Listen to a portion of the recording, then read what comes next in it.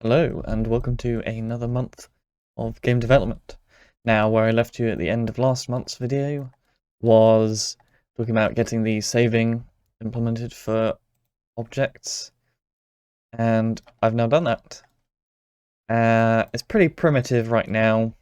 For example, if a mob is moving, so if I place a new spawner down, and then wait for it to spawn, pause it, and then if I save this and do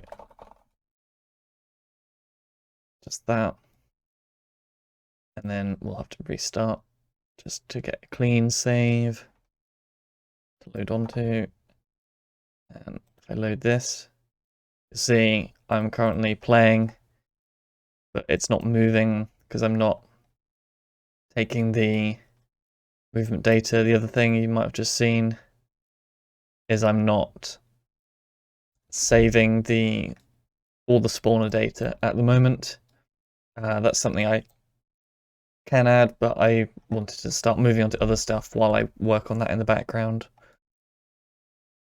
Getting some lag spikes. I think that's just my computer though. I've got to do some more stuff around these things as well, because if I go into decorations here, I've imported a wooden table. If I place that, you can see it's off center and there's no way to rotate it. And currently I can overlap them, which shouldn't work. Or maybe it should, who knows. But the next thing I'm going to do is improve this system a bit. So get it where it sets the tile to obstructed, and then you can't place on obstructed tiles, and offset the model properly. So yeah, I'm going to get started on that now. Well, that's step one done. So now if I place something down and get to place something on top of it, it doesn't let me. But the next thing, before I put rotations in, is I need to work out some way to indicate the size of the object you're placing. So now if I place a regular size, you can see it's normal, but then if I go to larger one, it increases the size. Now, as you can see, I'm only doing the center one at the moment, and nothing's changed with the edges. So the next step will be to adjust it so the edge ones stretch and then the corner ones reposition themselves accordingly. Well, that's another step done. Fortunately, it wasn't too bad because I just managed to reuse the same shader that is used for the selection overlay. So as you can see, it adjusts the size properly now. And it's still only using the 9 objects, and it's just scaling them, so it just moves the corners out the way and then scales the middle ones appropriately. But the next thing to do is to do proper detection of what should be obstructed. So that's making it so this is set to obstructed when it's placed, and then make it so that detects the obstructed one when it's hovered over.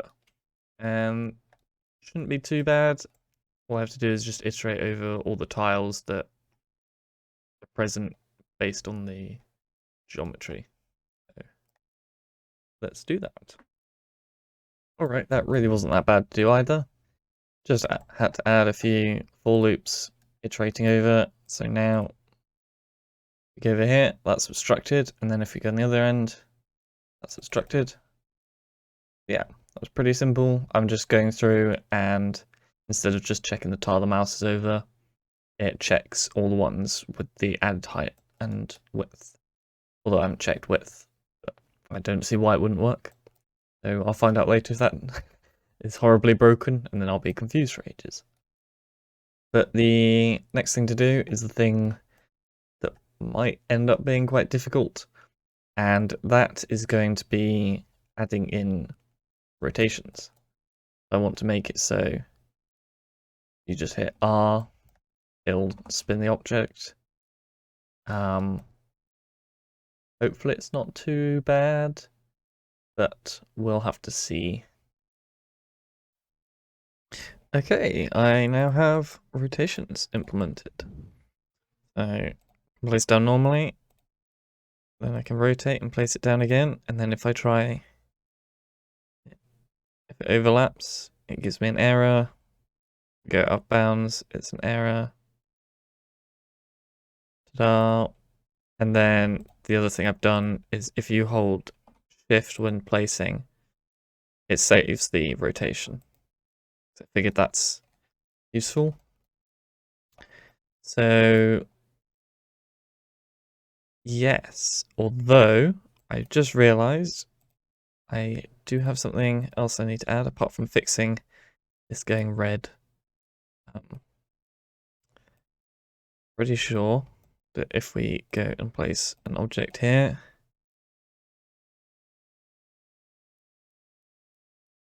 yep, okay. So we need to check that they're the same height as well. So I guess that's something that needs to be done. And then, yeah. Right, okay. Let me go and fix that. Alright then, that's all working. So now if I should demonstrate that actually. I didn't change the full type. Oh well. But if I try and play something, ta-da, it doesn't work anymore. And this brings up a good point. I haven't actually put any restrictions on the type of floor you can place. So that's something that might need to be added.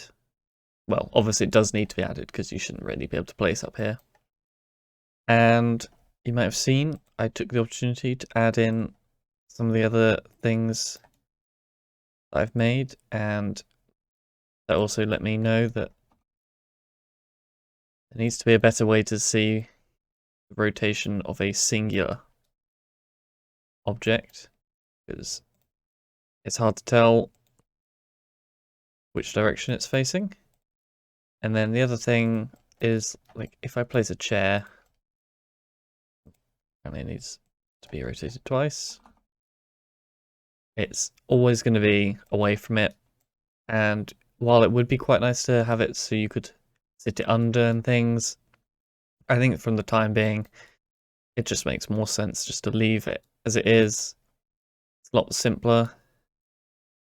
And another thing I was thinking about is this table model. It's not a full square high, so if I place down another table over here, you can see there's a gap, and I'd wondered whether to make it a full height, so that way, if I want to make it so you can place decorations on top of this table, that would then look better and be simpler. But I don't know how difficult it would be, because obviously I can just shoot a raycast down when I'm placing it and sit it at that height, or just to put a float value in that says how high up should an object sitting on this be.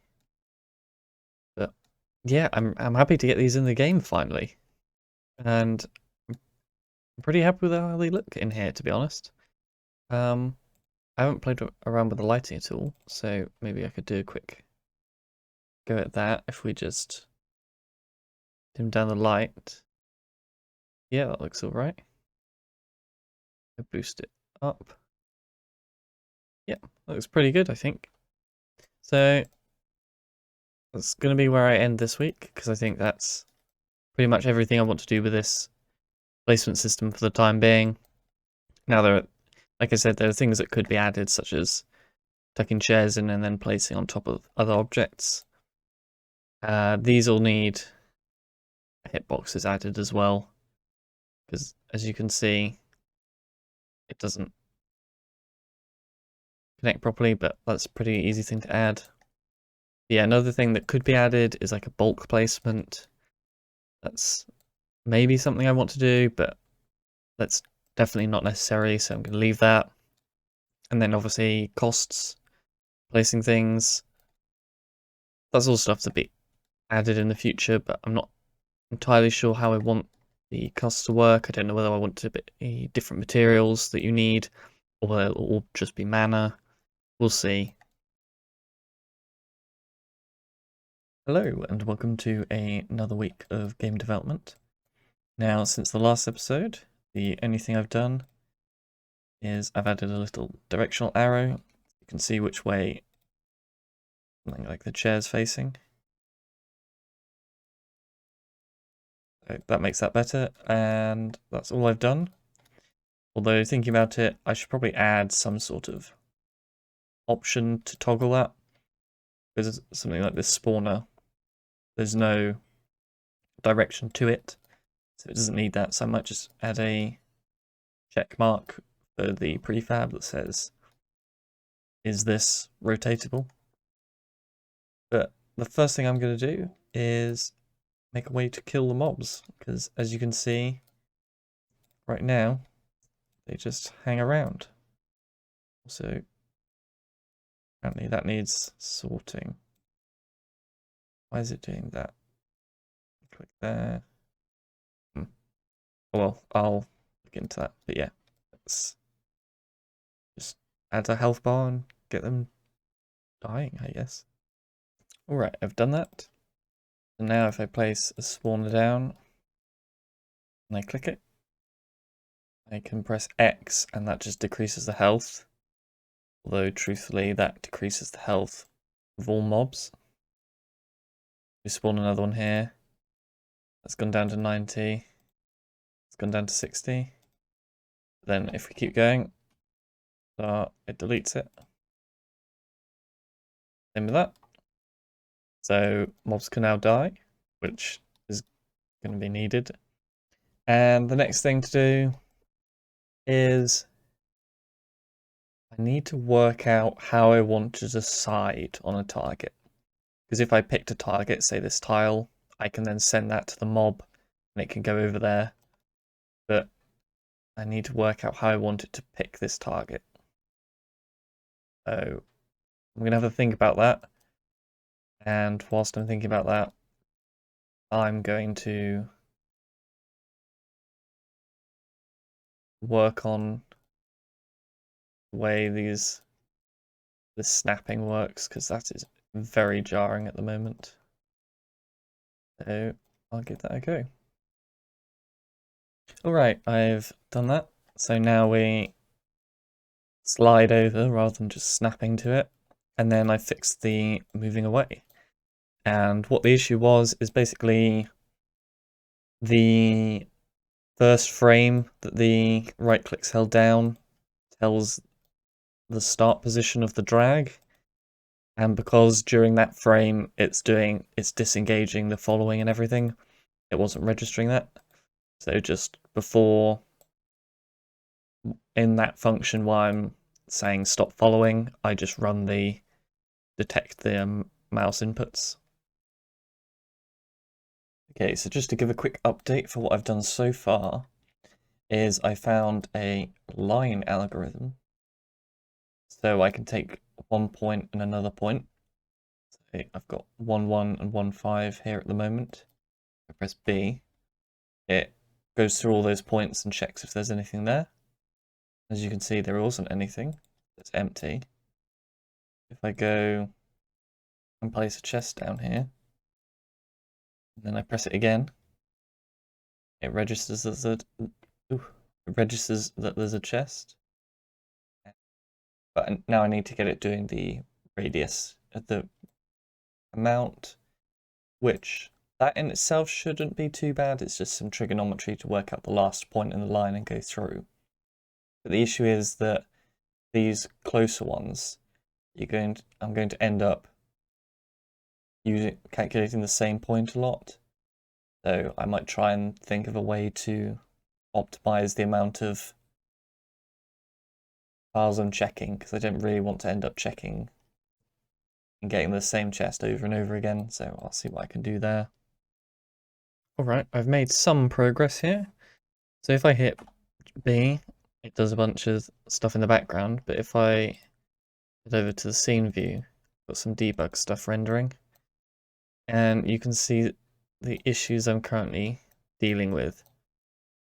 So as you can see, it's not really making a proper arc, and then we've also got some values that aren't really acting how they should be.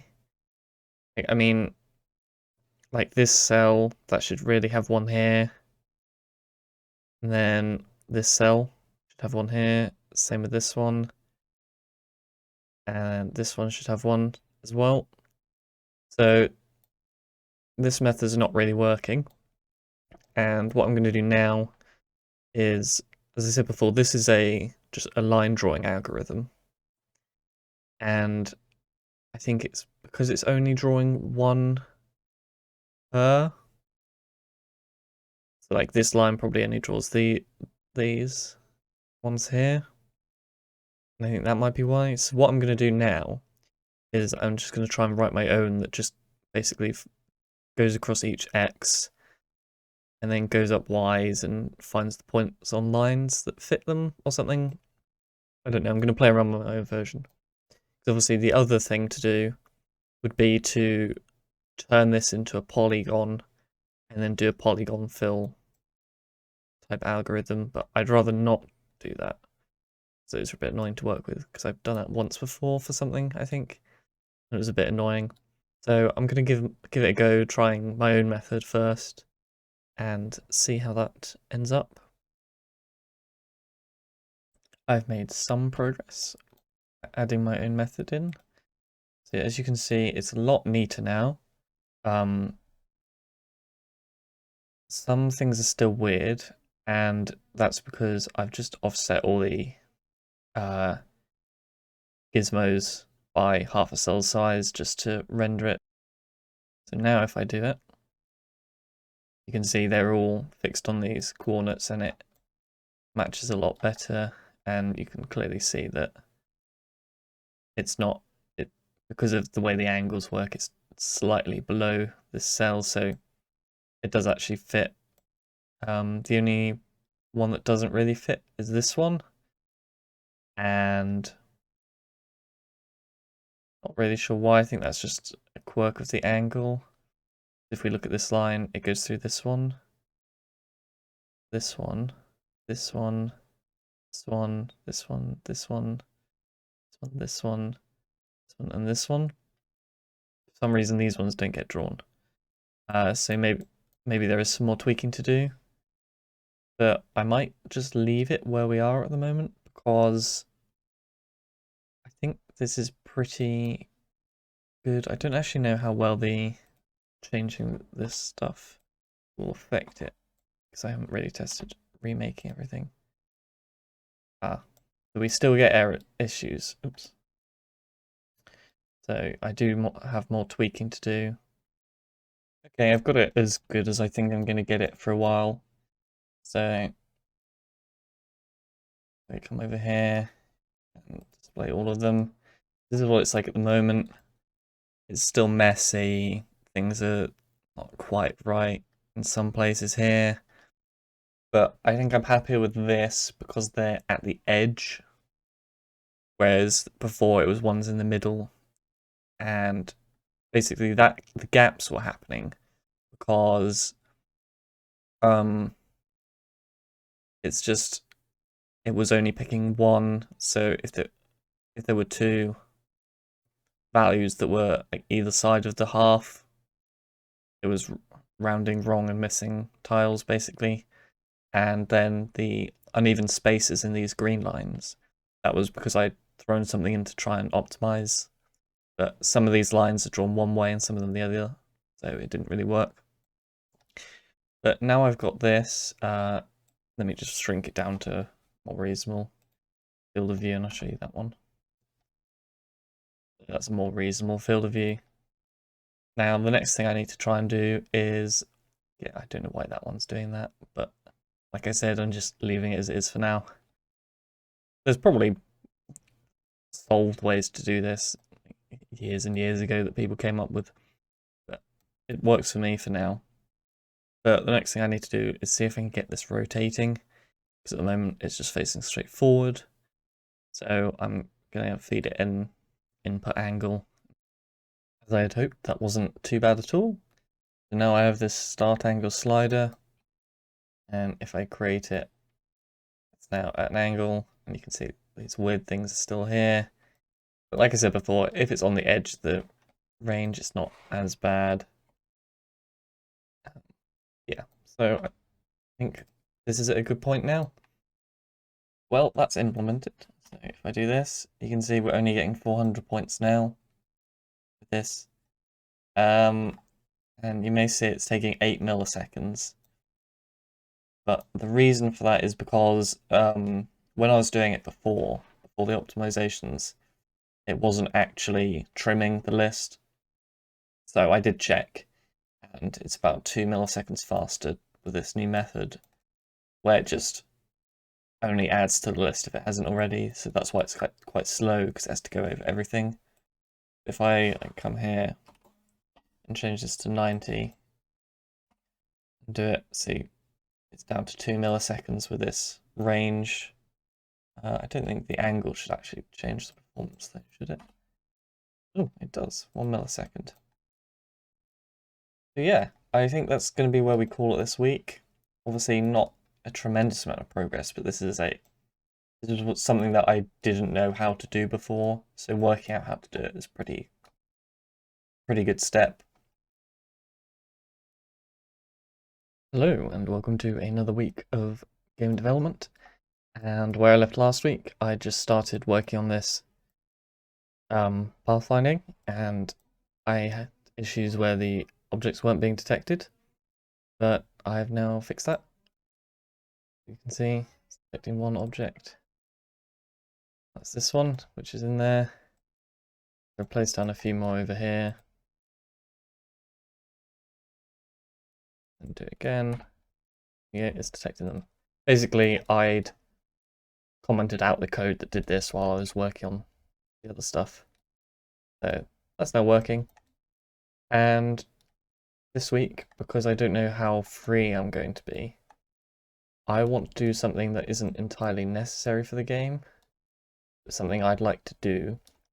And that's to replace these entities here, because all of these entities are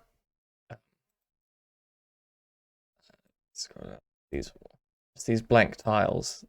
These are basically unnecessary, and they work well enough. So if I find one that's 0,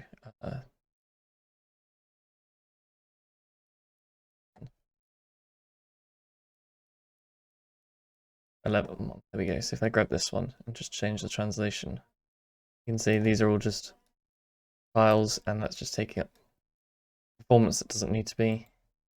We go back to the game and we get stats. So we're running at 70-ish FPS, and I'm curious to see if getting rid of all these entities will improve performance. Okay, that's the first step done, but that's the easy bit. So if I press G, it makes this mesh here. I'm in a fresh scene just because there's lots of systems and things running that I don't want to confuse myself with. So yeah, it just generates this mesh given the given set dimensions and the material. So that was the easy bit. Now I need to work out what to do to cut a hole in it when you click on it. I've got a couple of ideas. One's more performant than the other, so try that one first. But I'm just gonna give this a go then. Okay, I've successfully got new vertices being added. So if we go to the scene view, you can see I've got 4 vertices, 1 at each corner. And if I click in the middle here, it's added 4 new ones around where I clicked. Now if I click on it again, oh, I clicked at 3, 3, but it's detected that 1 already existed, so is only 11 instead of 12. So there we go. That is the end of the easy bits. Now I need to somehow work out how to triangulate all these faces, which is one of those weird problems, because I can look at this and I can easily say, oh, draw a triangle here, draw a triangle here. But it's how to describe that in code and then ignore the holes. So I'll probably have to look around for a while for triangulation algorithms and things. So let me get to that. Okay, good news and bad news. I've got it working. So now I can generate a mesh, and then if I click on it, it cuts a hole in it. And then I've just got this replace position field where I can say, what's that, 1, 2? Do that, and then 1. Oh no, it is 1, 2. It fills that in. As you can see, that took quite a while. That's because I haven't optimized that. So it's essentially going through and changing every single vertex position or something. I can't remember exactly, but I improved the performance of the cutting the hole script, but I haven't done that for the filling back in. Now, the next thing to do before actually connecting this to the dungeon script is I'm going to break it into chunks.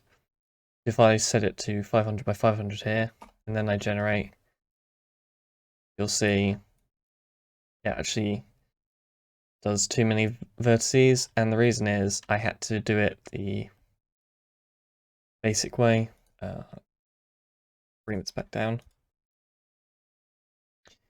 But whereas before I just had the corners generating, and then I was trying to cut a hole in, I couldn't work out how to do the triangulation of everything. You can see I've got this shapes thing left over from trying to do that.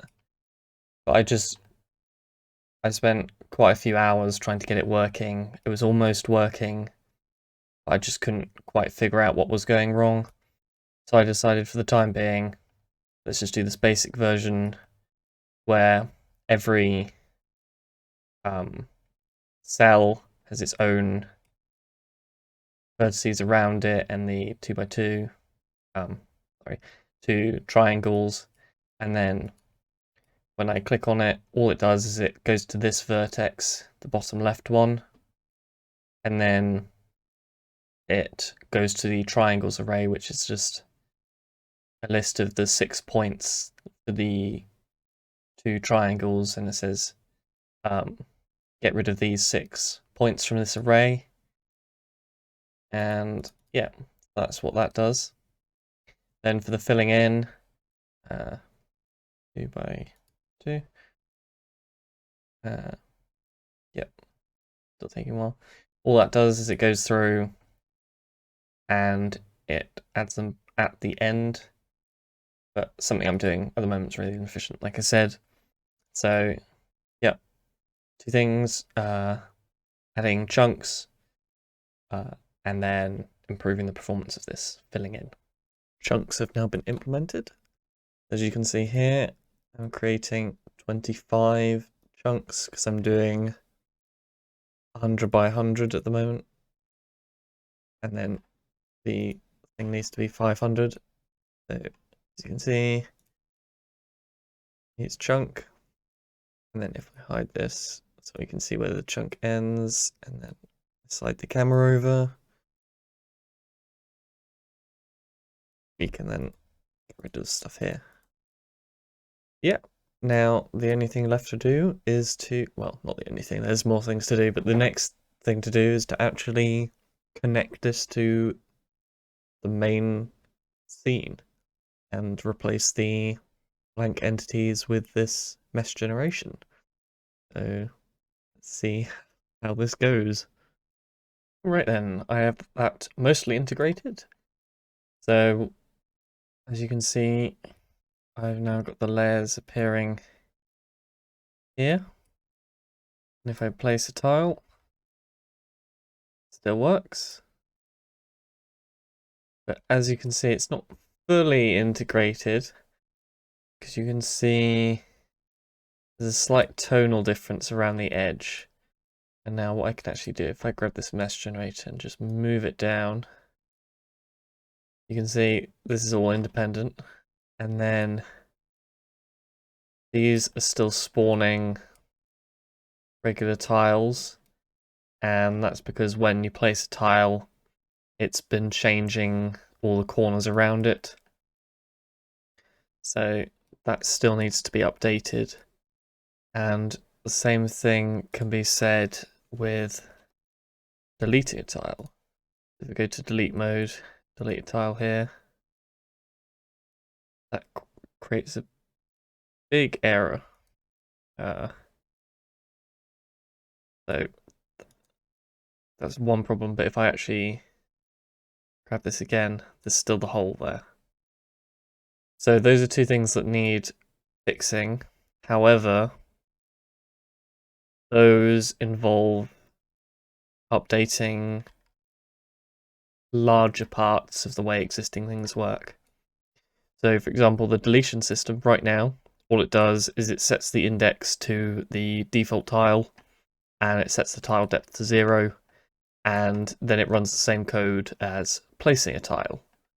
Whereas now what it needs to do is just delete the tile, delete the walls, and update the mesh or the main component. Apparently what's going on here with the clipping, but I think that's just shadows. Okay, then the second thing will be that when placing a tile, it doesn't have to update the adjacent tile if the adjacent tile's got a depth of 0, basically. So I know how to do that, but it's going to take a while, and it's one of those things where you have to be careful about it, because if I do it wrong, it can break a lot of other stuff. Hello, and welcome back to another week of game development. Now, where I left last time, I'd added this new mesh generation in, which boosts us from about 90, I think, to over 200 frames at the moment. That's good, and I've now implemented deleting, or I thought I had, but apparently that's broken. Now that we've done that, we can go back to the mobs, and we got the view cone working to detect objects, and now we need to make it so the mobs detect which object to go to. So to do that, I'm going to give each object a type, like treasure or trap or something, and then there needs to be some coefficient to it, and that'll be combined with the distance away from the mob. And then each mob will have different priorities probably, but to start off with, I'll just have a fixed hierarchy, and then it just needs to choose the highest priority one. So I'm gonna make a start on implementing that. Okay, I have a very primitive ranking system in place. So if I place down some chests, my start is at 10-2, so 1, 2. And so if we place a bunch around here, it should be 10-4. That should rank as the closest one. And then I'm going to place a bunch of other ones around here. And just apparently there's a problem there, but that shouldn't be detected. It's actually probably a good test if it's behind. So now, if I press the key to detect the points, it's detected 8 objects, so that's these 8. In the scene view, you can see them here. They're all detected, and the highest value is at 10-4. All I'm doing at the moment is setting a basic value based on the type. So if it's a chest, or treasure type, then it gets a score of 1. If it's a normal object, it's a 0, and if it's an enemy, it's 5. And the reason I did that is because even if there's a chest here, if there's an enemy here, it needs to prioritize taking out the enemy, is my thought behind that. And then just divides that by the distance to the object. So closer objects score higher, so are more likely to be targeted. Okay, now that we've done that, I need to connect that to actual mobs. So what I'm going to do is get it so a mob spawns, runs this, and then goes to the destination. That's all I'm going to do for now. I'm not going to then do this and this and this. I'm just going to get it spawning, going to its destination. Okay, that is now implemented. So if I place a chest here and then a spawner nearish, because it just spawns everything facing that way right now. When it spawns, we'll now head to the chest. Now, I actually had quite a few problems when I was testing this, because the first time I did it, I was just doing it on this blank tile, and the pathfinding is set to ignore that, because you can't walk on this tile. And then once I figured that out, the next problem was it was pathing to this exact tile, which doesn't work, because this tile's obstructed. So I have to offset it. At the moment, it's just set to the tile 1 lower in the Y. There's no advanced logic to it. And there's nothing's happening now, it's just sitting here. I'm not sure exactly what I want to do next. I think I'm gonna what should I do? Let's add some sort of idle time. So it counts down and then it looks for a new object. And the other thing that I'll have to do is add a tagged or field to the chest to say whether it's been looted or not, I think. Because otherwise it's just going to keep picking this chest up. Even if I place down another one and it found a new path, it wouldn't do anything. I think that might be the next order of business. Yep. Okay, so I didn't manage to quite get that implemented, but we're pretty close to it. So I place down a spawner now. When it spawns, it goes over and it does this interact with object thing. So it's now actually interacting. So what this can do is this can then do a timer for looting or whatever, and then once that's completed, that can then update the test mob. I don't think there's actually doing anything, but I can just trigger this needs path thing again. Didn't quite manage to get that implemented, so that's unfortunate. But that's going to be where I end this week and this month. Overall, not a lot of progress itself, but I did manage to accomplish some things that I didn't have prior knowledge of how to do, so quite happy about that. So that's going to be it for this video. Thank you very much for watching, and I'll see you next time. Bye.